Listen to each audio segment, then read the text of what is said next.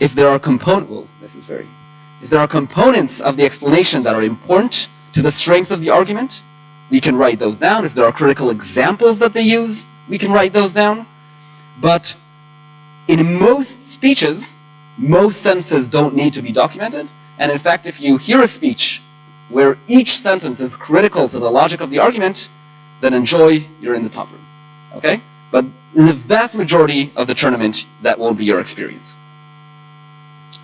Overall, to kind of sum up this first part, you want to be documenting less than is intuitive to most beginner judges.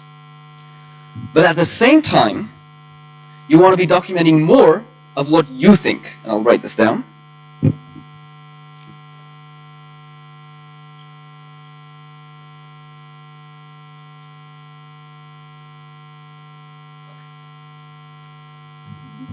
So while you don't want to write down every sentence that a speaker says, you actually want to be writing down pretty often what are your conclusions based on what that person has said.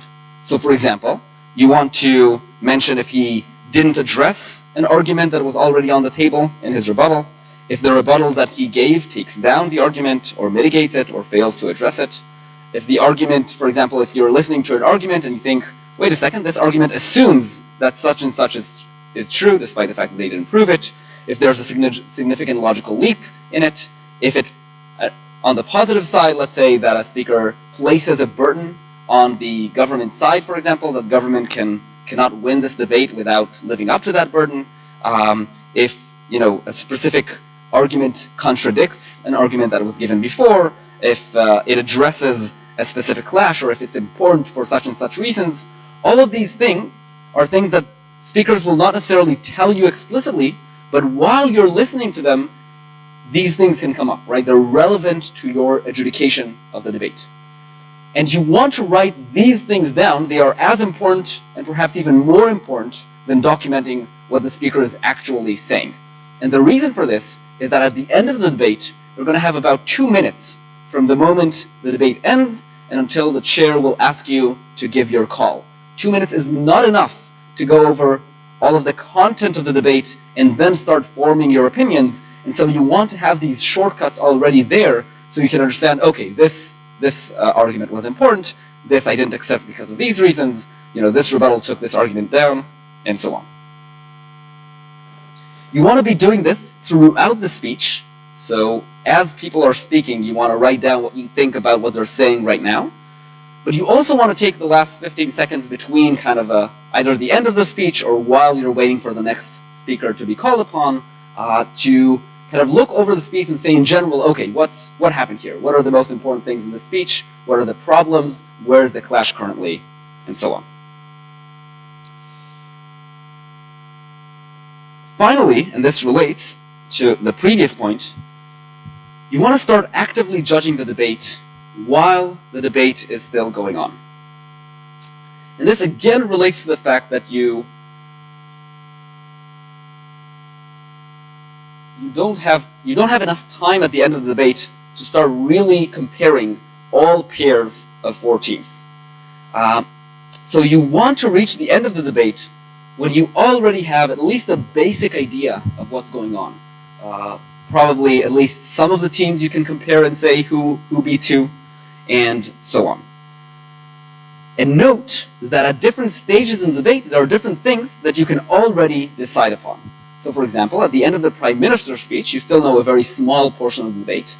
At this stage, the kind of question you want to be asking yourself is, what are the main contributions of the speaker, right? There isn't yet any engagement, there isn't yet any kind of clash between the teams, but if I had to say in 2 or 3 sentences, what are the most important things the Prime Minister contributed, what would those be?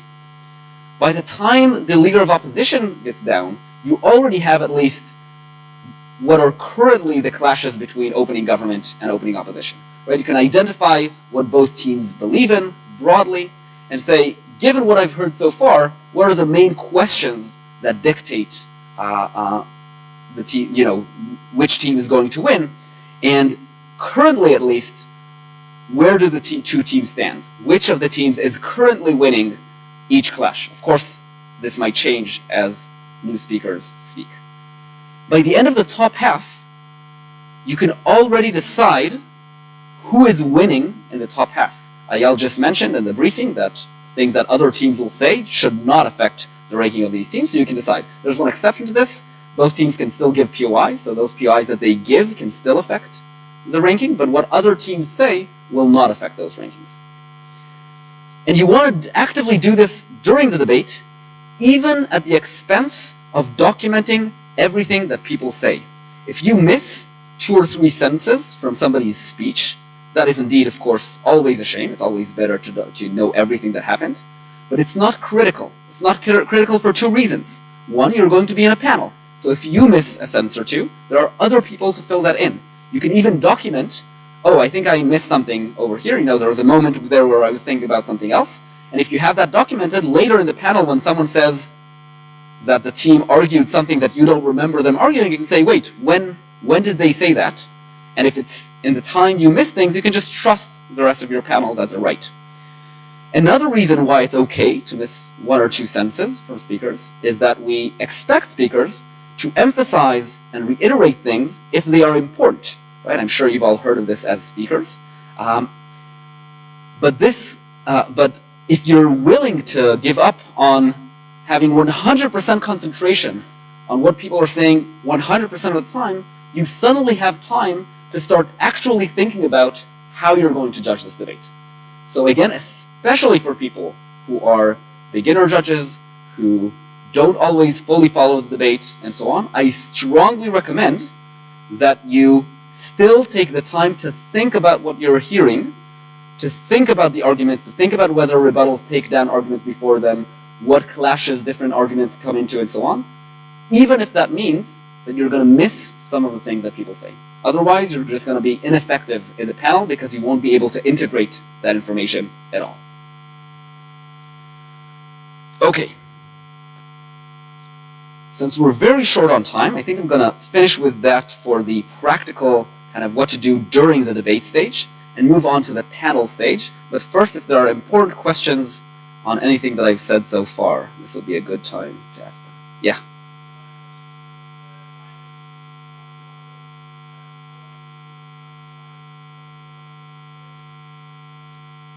Yeah, so usually what I do is I have this triangle, and then I kind of indicate what argument it's referring to shortly. I don't write out the full argument, and then do like either this and then the answer. Right? But again, you could do whatever you want. You could do like a big line between them. But I just have like a separate section for each one. Okay. So let's move on to the panel discussion, and I think this is an important topic that often doesn't get enough attention. So being able to be effective in a panel is really no less important than actually having the right call. I think too many wings in Worlds are, even if they have the right call, don't find themselves actually contributing to the discussion, and too many chairs don't know how to utilize their wings. So, several comments on this. I'll start with one comment that's kind of separate from the other ones, and that is, you really, really want to be nice to your other panel members. This is both true in a selfish sense, which is that if you're not nice, you will not be getting good feedback, and you will not be seeing good rooms, but also in a moral sense that people are human beings, and even if they're wrong about a call, do not tell them that they're stupid, do not shout at them, do not tell them they are destroying debaters' lives, all true stories. People have legitimate opinions about debates. Please make sure that you respect them and are nice to them. The second point I want to talk about is time. Panel discussions have very, very little time. We have about 15 minutes, right, to discuss. Of those 15 minutes, 2 go in the beginning for kind of thinking about the debate before we start discussion. At the end, we're going to need about 2-3 minutes, both for votes if necessary, and then for speaks. All of this leads to the fact that you would have at most 12 minutes for discussion. Now, different chairs will use this time differently. Some chairs would be kind of very dominant and would talk, let's say, about 3 times as much as their wings. Other chairs will be more passive and will talk probably about as much as their wings. Let's say on average a chair talks about twice as much as their wings. That means that if you are a wing and not a chair, you could expect when you're in a panel to have somewhere, depending if there's 3 people on the panel or 4 people on the panel, somewhere between 2 and 3 minutes to speak. Now, this is an important point. You are listening to an hour-long debate and participating in a 15-minute discussion, and for everything you want to say, you will have about 2.5 minutes to say it. What that means is you want to really use that time intelligently. Time to speak in a panel is not saying anything you would ever want to say about the debate. It is choosing what is the 1, 2, at most 3 most important things you want to say to your chair, right? And this applies to chairs as well. If you're a chair, when you're asking your wings questions, you don't just want to hear what they think. You want to take, you want to extract out of them what are the most important and critical pieces of information that you need to identify the correct call. That means you want to really invest in being concise. You have a lot more time to think than you do to speak in a panel. We also have a problem with not having enough time to think. But even within even given how little time we have to think, we have even less time to speak. So it's worth, for example, once you hear the different calls in the room and understand what are the points of contention, right? What teams it's unclear, what places they'll have, what places you disagree with the chair, really starting to think from that moment onwards, what are the most important things I want to explain to the chair? What do I want to contribute? Where perhaps we disagree, but I think I could persuade the chair to think differently. And then, what are my strongest arguments for why, for example, you should flip 2 teams, right? And then after you thought about that for 2 or 3 minutes, maybe someone else was talking at this time, maybe the chair was talking, you can then, once this becomes relevant in the discussion, offer your opinion.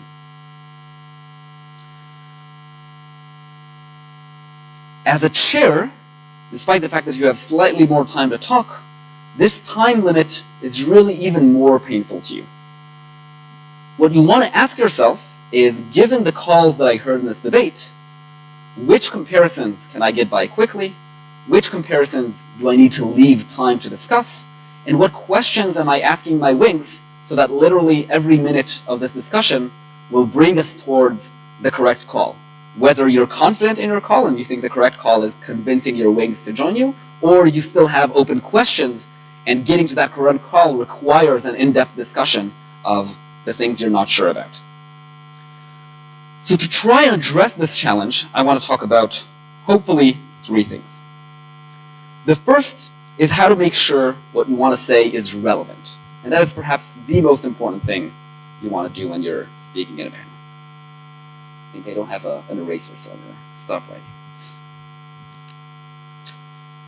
You could potentially structure everything that happens in the debate in the following way. Eventually, you're going to need to rank the 4 teams. That requires you to do at least 3 direct comparisons between pairs of teams, right? So for example, OG defeats CO, CO defeats CG, CG defeats OO, right? That is an example of a resulting ranking. I will have to prove that each one of those comparisons is true. If I'm a bit unlucky or inefficient, I might find myself on the way proving other comparatives, right? Maybe when I finished top half, I kind of wrote down or thought about the fact that OG is defeating OO, though I don't need that line of argumentation if I know all the other ones in between.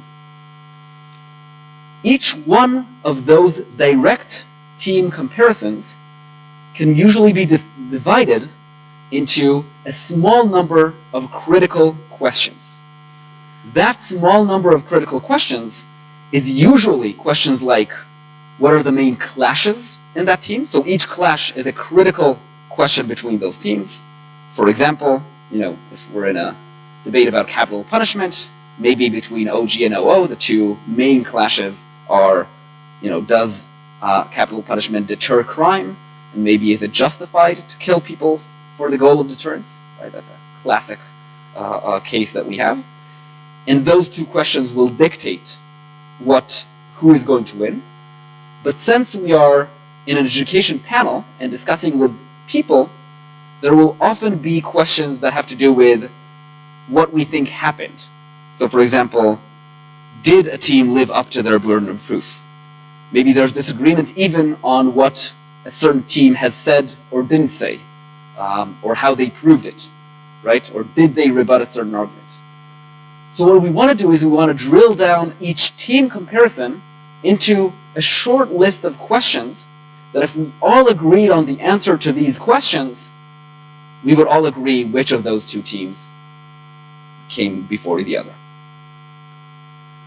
Those critical questions are usually divided into very small technical questions. Technical questions that are not always comparative. So for example, how was an argument analyzed? Who said an argument? Was it top half team or the bottom half team? Does a specific argument or rebuttal defeat another argument? Is the importance of the argument as analyzed in the debate larger than another one? And so on. This kind of tree structure of saying the whole debate divides into at least 3 team comparisons, and each team comparison divides into 3 or 4 kind of clashes or critical questions, and each one of those just requires a few technical questions, is a way to structure everything you want to talk about in this panel. And every panel participant, this includes both chairs and wings, should understand where we are in the discussion, and if I want to say something, what is the path of this line of argumentation within this tree, right? What teams is this important for? What clash does it answer when comparing those teams? And what specific question am I trying to answer within that clash? If you're a chair, I strongly recommend understanding which parts of those trees you do not even need to discuss. Hopefully, the vast majority of the debate will not require explicit discussion within the panel. Identifying what are the parts of that tree where there is disagreement on, and making sure you rush as quickly as possible to those areas and clarify to your wings that this is what you want to hear about. This is what you want to discuss. I also recommend, if you're a chair, to be very explicit about this. Don't just say what your opinions are about the debate or about different comparisons. Explain to your wings, why are we discussing what we're discussing right now? Say all of this meta information like, because we all agree about these 3 teams, let's first focus and invest a lot of time on where those disagreements lie. In this comparative, I think that the most critical clash is this one, or that is at least the one I have most questions about. If a wing can explain to me why they believe, for example, that OG win the effect on children clash, then that might change my mind. So let's talk about that, right? So tell your wings what are the considerations so it'll be easier for them to answer in a way that's relevant to you. If you're a wing, you should follow the chair and try to understand what we're discussing right now and why. Make sure that the sentence that you're saying is relevant to the question we're asking right now. Resist the temptation to say something else that you think about the debate. Maybe bringing in a rebuttal from a third team to say something bad about the team you want to lose, right? As we heard again in the briefing, that's not a relevant consideration right now. Resist the temptation to say, something just really smart that you thought about the case to prove to the chair that you know intelligent things. If it doesn't answer the questions we need to answer to dictate who defeats whom, that's not helpful. Also resist the temptation to bring up other sentences the team said that were dumb. Kind of fairly new judges love doing this. Oh, but I thought this example was really bad. It didn't help the team. The vast majority of sentences might not be useful, but very rarely are they actively harmful. And if something is not useful but not harmful, it's usually not very relevant or useful for the panel discussion. Instead, try to ask yourself, what is the question that my chair is asking me, and answering that question. I want to give an example of what this looks like in a case that's okay but not great. Often you'll see a chair saying, let's talk about top half, right? OG and OO. And then a wing says, okay, they kind of raises their hand and says, okay, so what we get from OG is argument number 1, argument number 2, argument number 3, argument number 4. What we get from opening opposition is argument number 1, argument number 2, and so on. This is all right. It's better than some panels, but it's not great. What you'd want as a chair is to more directly clarify that the first question you're asking is for someone to justify why one team defeats the other and not give broad kind of thoughts about what they want to say.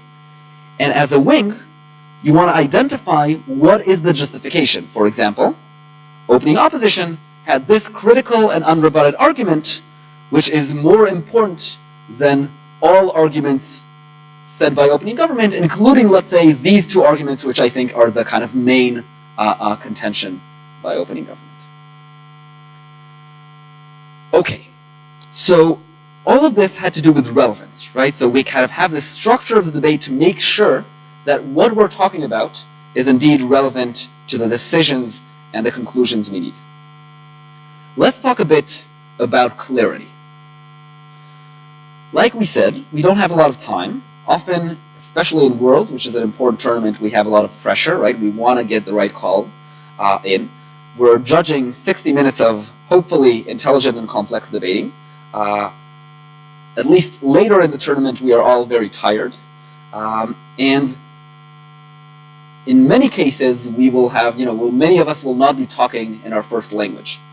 And all of this makes it incredibly difficult to understand each other effectively in real time.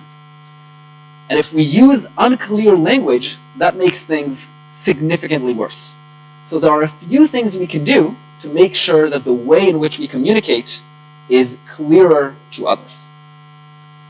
The first thing we want to do is use concrete and specific words.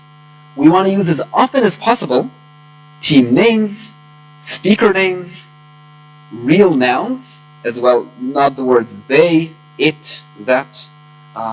We want to use argument names, clash names, and so on. I'll give a simple example. The sentence, the values argument beats the brain drain argument because the values argument is better analyzed, is a good way to phrase yourselves. Notice that I used the word values argument twice. I don't say because it is better analyzed, because it's not clear which of the arguments I'm talking about, right? So being more explicit about which argument, speaker, team I'm referring to as often as possible helps people, especially, again, like I said, if they're tired, if they're not native speakers, and so on, to understand exactly what you're trying to say.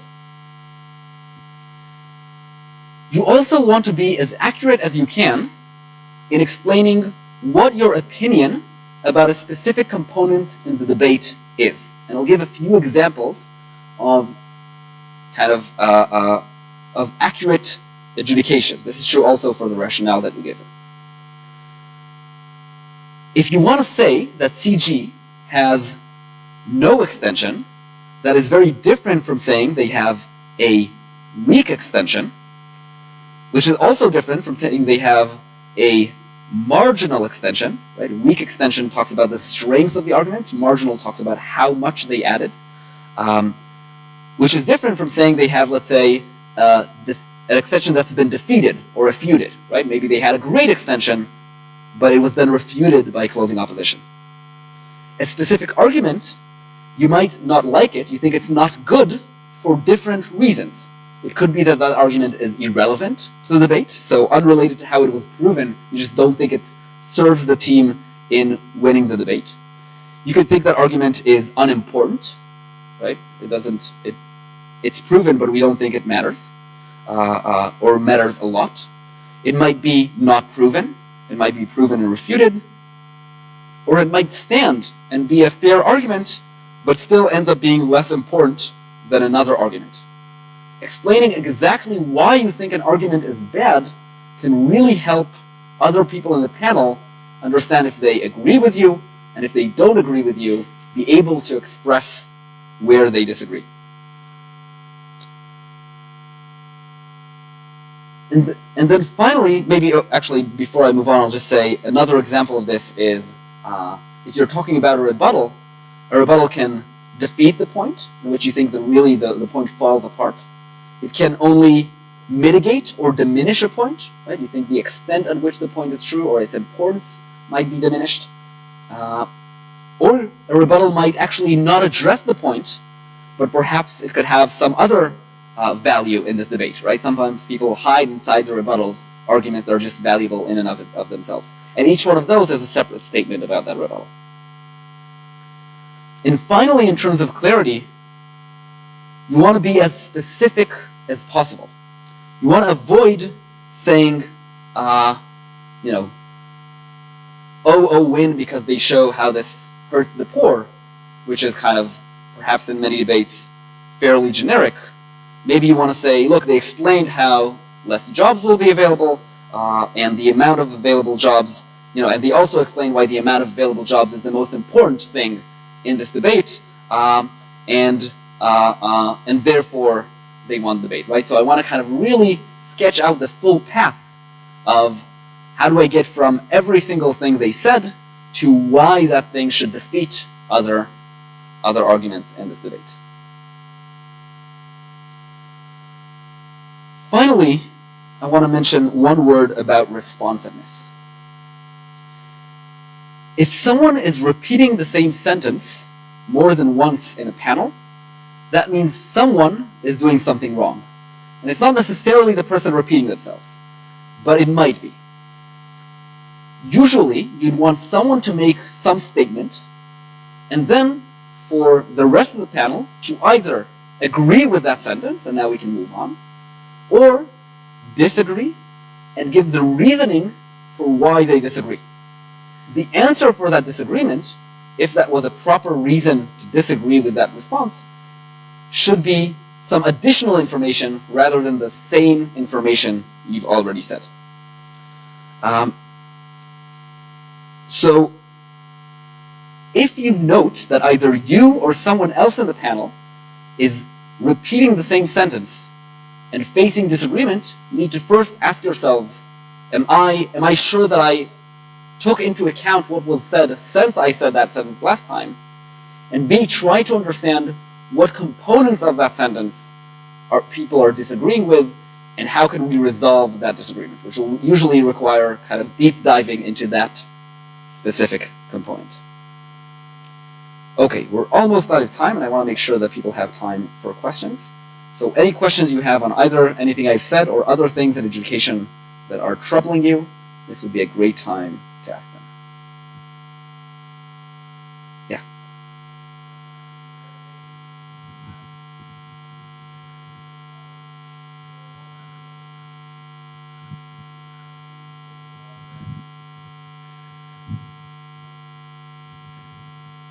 Excellent question. I'll repeat it just to make sure everyone hears. So sometimes everyone has completely different calls. What do you do in that situation?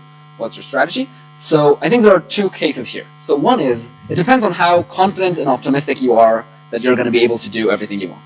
So if you're confident that you can quickly persuade the wings of everything, usually what I'd recommend is to kind of step-by-step go in usually chronological order, so kind of OG and OO, you can compare them without kind of referring to everything else, so that's kind of a simple comparison to start with. And once you have that, you can move on, bring in closing government, and so on. So that's kind of usually the most effective way to go through all of the debate if there's a lot of chaos. Often, though, we're not sure that we can get everything right. At that stage, if you are the chair, you want to be strategic. So you want to document what each person thinks, and then see, wait a second, what do I already have the votes for, and what do I not have the votes for? And then you want to focus on the things you do not have the votes for. Just to make sure that at least, I'll rephrase, you want to focus on the things that you do not have the votes for and that you are confident in, to make sure that the correct call, or at least the important portions of the correct call, get called correctly. So that would be my recommendation. Yeah.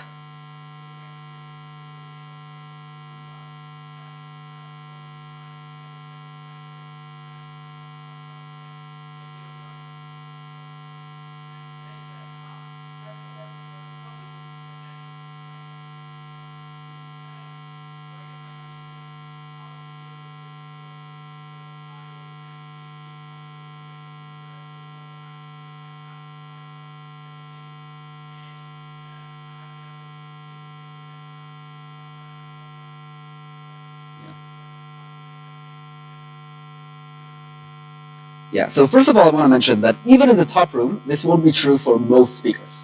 Right? So usually, I think, at Worlds, there are usually, I'd say, on average, 1 or 2 people who actually manage to make every sentence count.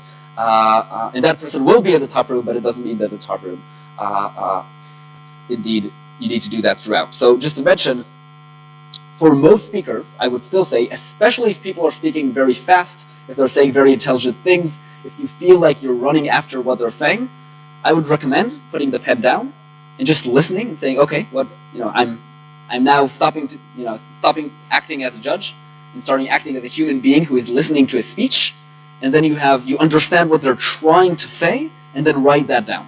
Now, it's true that the higher the room is, the more cost there will be to writing down the concept rather than the details. But if that is the case, just to mention, still as a wing, you will be more valuable if you can understand and compare the main ideas expressed than if you kind of try and run down and write down physically the content. The second thing to mention is that if indeed there are specific people that you think are saying very important things at a high rate, you can temporarily try and document what they're saying and use other speeches to think more deeply into what they said. So that is legitimate, but I wouldn't make that the standard rate at which you try and document at any specific time. Yeah, I think those would be the two most important points. Last question, if we have one. Yes?